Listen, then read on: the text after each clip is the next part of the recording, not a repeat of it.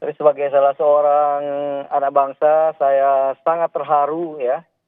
Pada akhirnya semua usaha kita, semua bantuan, kerjasama dan kolaborasi kita untuk membangun IKN akhirnya terwujud. Dan salah satu simbolnya adalah benda yang sangat penting dan bersejarah bagi Republik kita, yaitu bendera pusaka dan teks proklamasi telah berada di IKN. Dan sekali lagi ini merupakan kebanggaan kita bersama, Mas.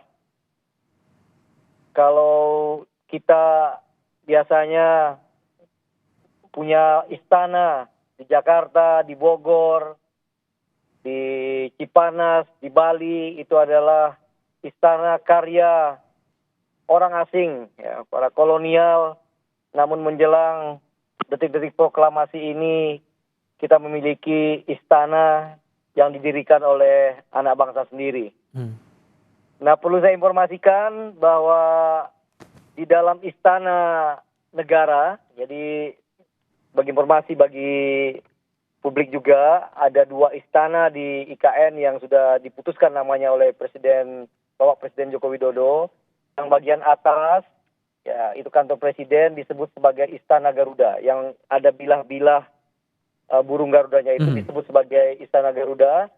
Dan di bagian bawah disebut sebagai Istana Negara, yaitu tempat di mana nanti kita akan menyelenggarakan upacara kemerdekaan Republik Indonesia yang ke-79 ini.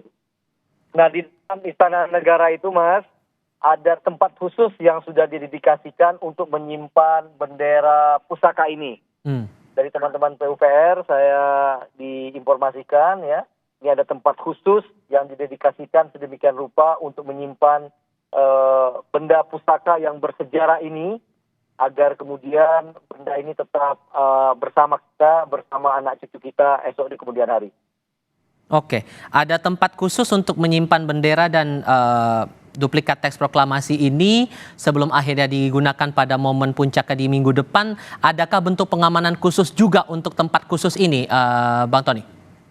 Ya, ini tentu di lingkungan Istana Negara ya. Kita tahu ada pengamanan khusus dan sangat khusus dimanapun di Istana Negara. Dan oleh karena itu ya, kami sangat yakin Pas Pampres ya, TNI Polri itu akan memberikan pengamanan terbaik terhadap benda pusaka ini. Oke.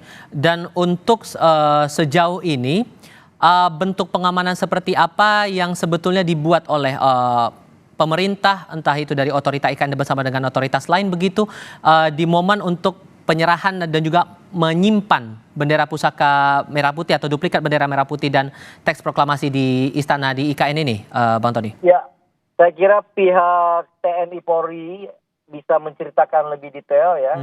Tapi informasi yang dapat saya share kepada publik pada hari ini, bahwa karena ini adalah benda yang sangat berharga dalam sejarah Republik kita ini, dan oleh karena itu TNI Polri telah menyiapkan segala sesuatunya untuk memastikan bahwa benda pusaka ini tetap terjaga dan dapat bersama bangsa ini untuk selama-lamanya.